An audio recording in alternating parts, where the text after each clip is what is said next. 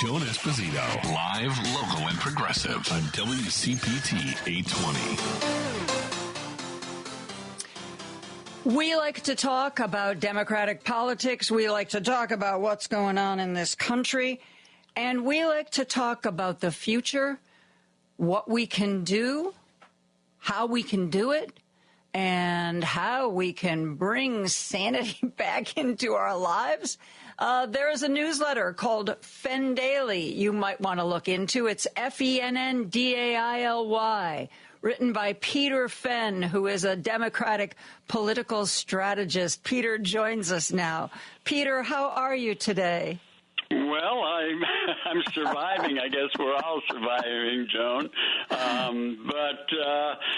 I think you've got the right take on this. I think it is all about how we can turn this craziness around. And I think that a lot of people, they seem to want to keep the covers over their heads here for a while. But that clearly isn't the way we should behave in the coming months and weeks and months, really days and weeks and months, since everything is happening so fast. I have been talking with different people and getting their take on how we move forward. Because, after Donald Trump defeated Hillary Clinton, that was just, it was complete and utter shock. And it felt like somehow a mistake had been made, that we didn't really mean to do that. Somehow it happened by accident.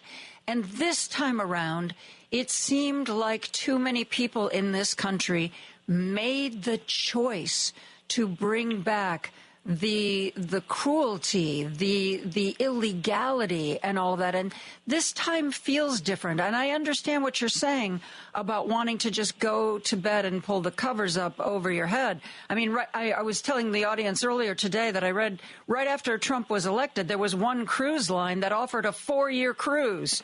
It's basically get on the boat, and then when you get off the boat 4 years later, you have maybe avoided the worst of it.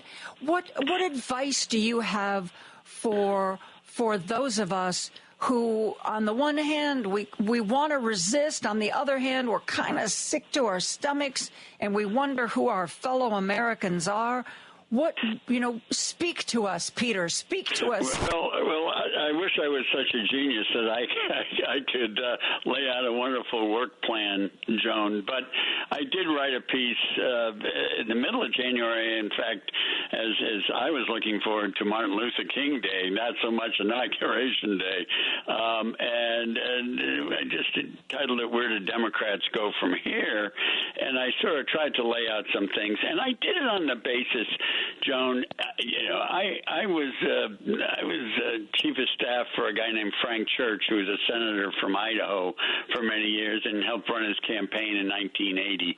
And I'll tell you, 1980 was horrendous. We got blown out, as you may remember. And the thing is that a woman named Pamela Harriman and her husband Averill Harriman started something way back then called Democrats for the 80s. And I learned some lessons from running that organization. And one of them was, as I say in my article, keep away from the latest shiny object, right?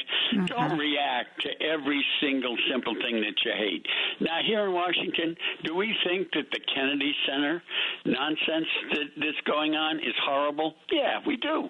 But that's not what people are spending a lot of time thinking about. And so that was the first thing. And the second thing with what's happening now is if you're given money, give it to the lawyers. Give it to the ACLU.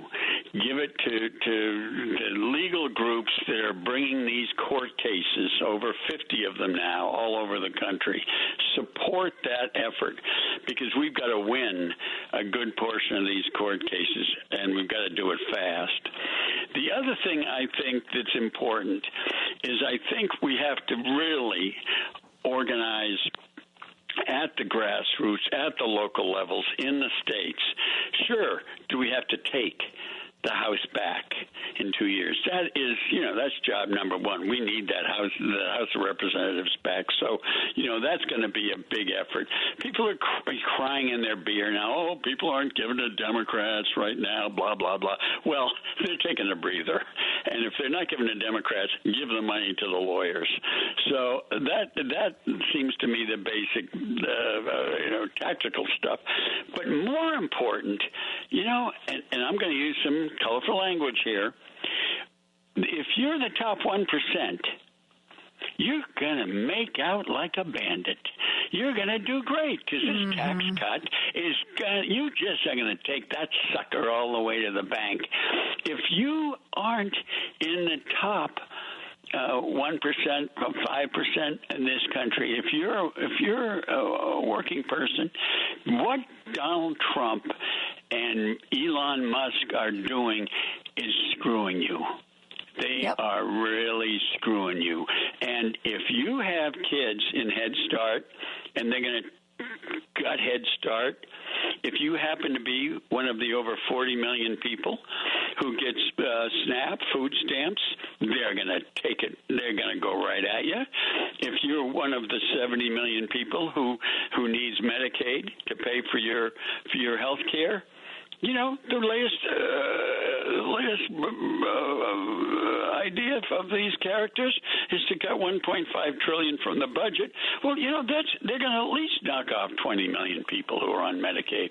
Well, if you look at those folks that voted and supported Donald Trump because they wanted change, because they didn't want normal, because they didn't like Joe Biden, because they'd been told the government was corrupt, wait just 1 minute, because what's going to happen?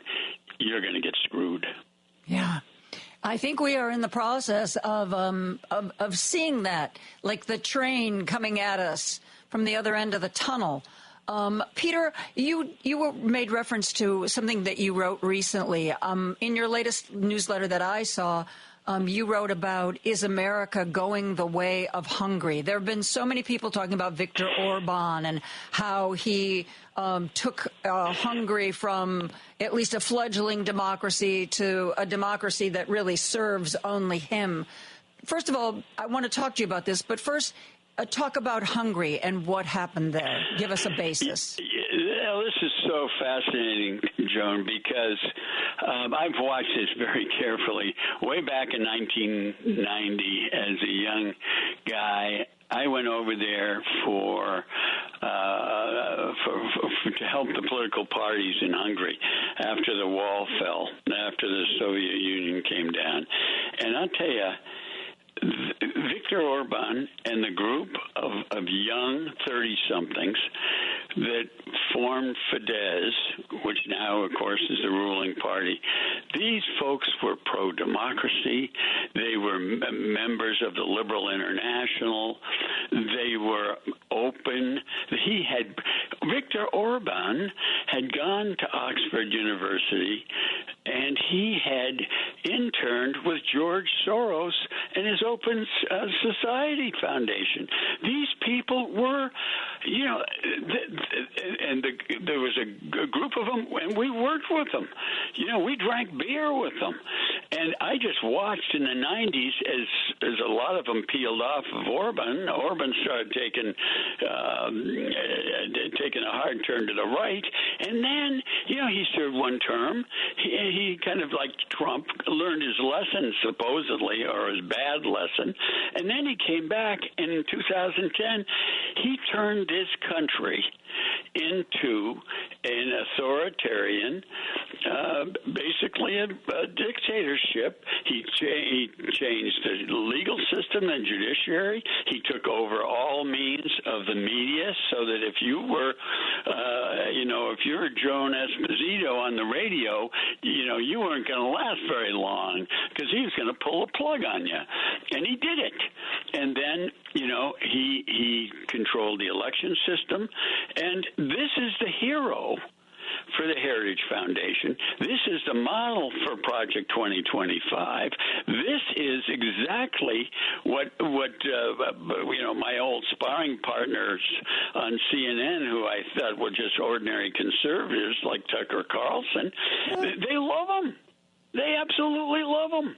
And, this is their model. And you can see it with almost everything that they've done this last month. So that's, to be honest, that scared the heck out of me to watch this country be turned into they call it now illiberal. Well, it's illiberal, all right. So did something scary. happen to Viktor Orban? How does somebody go from being so pro-democracy to being so not? How does it happen? Was there a traumatic event? Did he get hit on the head? Well, I think, I haven't talked to his psychologist lately, but, my guess on this is he saw a way to keep power. He saw a way to manipulate government rather than, run it in a normal democratic way.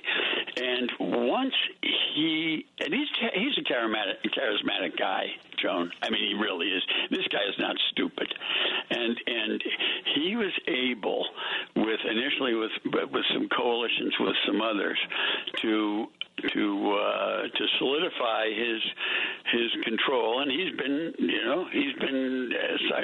had 4 years first, and he's been in there for 15 years, and he's the leader for life. And that's precisely the thing. I mean, Trump's going to have a little age problem, as we already know he has. I mean, he's losing it. But anybody who thinks that even Donald Trump is going to go quietly into the good night in 4 years, I'd be a little careful thinking through that. And especially if we have a constitutional crisis, and especially if the courts don't, if Trump had won in 2020, think of the judges that he would have appointed during those 4 years. And that, at least now, we control. Well, control is a bad word. I don't like that, because judges aren't controlled by the person that appointed them necessarily. But over 60% of the judges that were appointed by Democratic presidents, the federal district judges, but he controls the courts. The courts are in the palm of Viktor Orban's hands right now. But we're supposed to obey a constitution. He changed his constitution over there. What? I mean, are they going to get rid of the 14th Amendment when it comes to birthright citizenship? That seems to be the plan. And if and even if courts rule against him, will he abide by the court rulings? Well, that's the one that keeps me up at night. We have to take a break, Peter. I want to when we come back. I understand why Donald Trump would want to be the next Viktor Orban, but I don't quite understand what is in it for Elon Musk. I want to analyze that relationship a little bit when we come back. Peter Fenn is a Democratic political strategist. He writes a newsletter, Fenn Daily. We will be right back after this. Joan Esposito, live, local, and progressive on WCPT 820. Go on your computer and type in fenndaily.com, Fenn, fenndaily.com, and you can have all of the essays that Democratic strategist Peter Fenn is posting. The most recent one talking about how Trump wants to be the next Viktor Orban, and seems to, with the help of the Federalist Society and Project 2025, to have a blueprint for how to make that happen. But we have this shadow president, sub-president, caretaker. I don't know what exactly he is. That would seem like a better caretaker would be a better title than any other I've heard for him. What is the world's richest man getting out of playing with government? What is it? What makes Elon want to do this?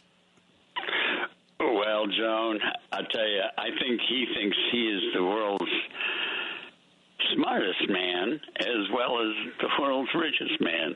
And he knows absolutely nothing about government.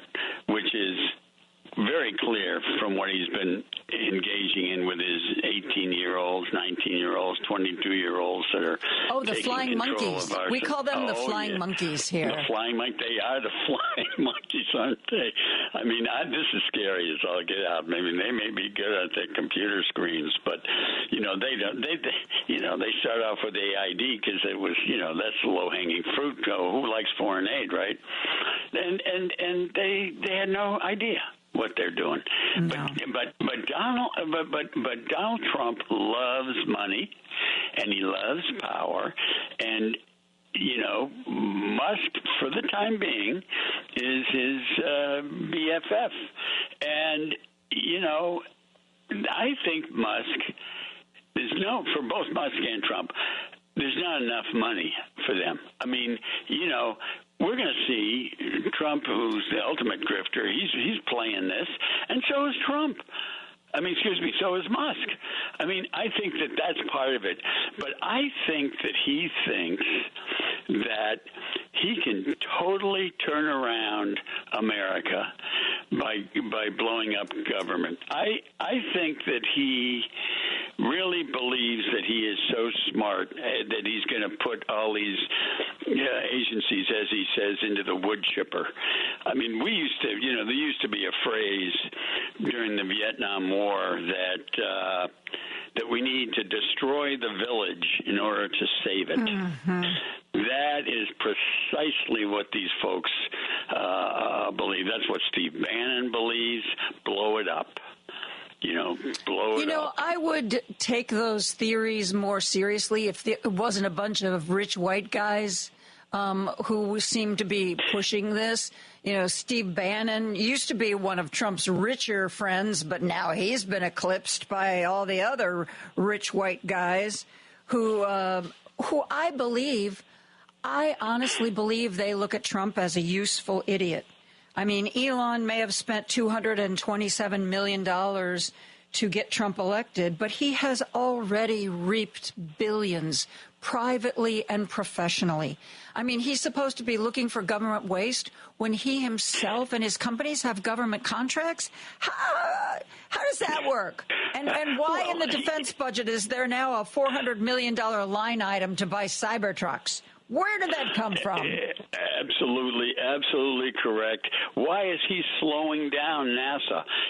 NASA, they plan out these launches years in advance. Mm-hmm. He shut that stuff down. Where do you think these government contracts are going to continue to go?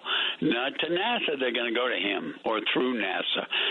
When he talks about how he's going to, the FAA cuts, okay, so he wants to take over our air traffic control system? Really?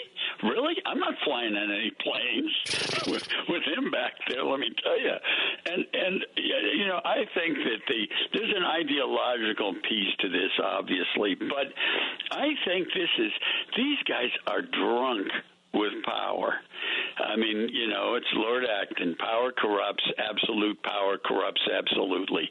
And that's basically the direction that these folks are heading, in my view. And this is the thing. I think, it can't happen here, right? Oh, gee, we're a democratic country. We have a constitution. We have a history. We're about to celebrate 250 years. We're fine. Well, a lot of people who have been analyzing, the destruction of democracies say, hey, Adolf Hitler got elected, Mm-hmm. Hey, Viktor Orban got elected, And this is not one of those things it's not a military coup that starts it off. And he's good, but and the folks, I think the scariest thing, Joan, not to get into this in too much detail, but every former members of Congress that I talk to, even current members, local party officials, people who, like you, are out there fighting the good fight, they're getting the threats. They're getting the phone calls. They're getting, judges that I know that are working on these cases, they have to have federal marshals with them 24/7. this, and, a lot of it's just, it's nothing. I mean, it's just people, making phone calls and being stupid. But, some of it, when you pardon that group that took over the Capitol, including the ones who were the most violent, who still profess violence, this is serious. And, he said he was going to pardon those people while he was campaigning, and yet he still got the endorsement of a lot of fraternal order of police unions across the country. Of course, when he actually did it, the national FOP was like, oh, we condemn this. This is wrong. Right, and it was like, dudes, were you not listening? Right, Did you not understand? We should have learned the first time, no matter how outrageous or offensive something he says is, it doesn't mean he's just being hyperbolic. He's telling you what he's going to do. Absolutely. You take him literally. Yep. And you take him seriously. And I think that the last events of the last month show that to people. And here's my theory. They say flood the zone, right? Steve Bannon, that's his thing, flood the zone. They're flooding the zone, all right. And in 6 months or a year, it's already starting, but in 6 months and a year, people are going to say, hey, wait, I kind of wanted not normal. I'm getting not normal bad. Not normal good. And I think once, as I said, once their Head Start, the kids don't have Head Start, once you have to deal with daycare expenses, once you have to see your food stamps. Well, how about the Kansas farmers? Kansas, right. a red state. Oh, wait a minute. USAID buys our crops. Wait a minute. And then now the legislators from Kansas, do you see what they're trying to do? The portion of USAID that buys the crops of Kansas farmers, they're trying to actually carve that out and put it under the agriculture department so they can keep the Kansas farmers afloat. Well, I mean, really, the last time that he was screwing around with his tariffs and everything else, and farmers were getting hit hard, he passed a $28 billion aid package for farmers, American farmers. He ended up spending more money than he ever got back in any of his tariffs. The evidence was there, Peter. The evidence was there with the blueprint. We knew who this guy was. That's, I think, why people are having a hard time. We're learning these lessons all over again. This is our problem, Joan. I mean, if we do not say to folks, you see this tax cut? They did it to you. In the first Trump administration, they're doing it to you again. And, they knew. They didn't want to talk about the tax cut in 2018. They knew it was bad news.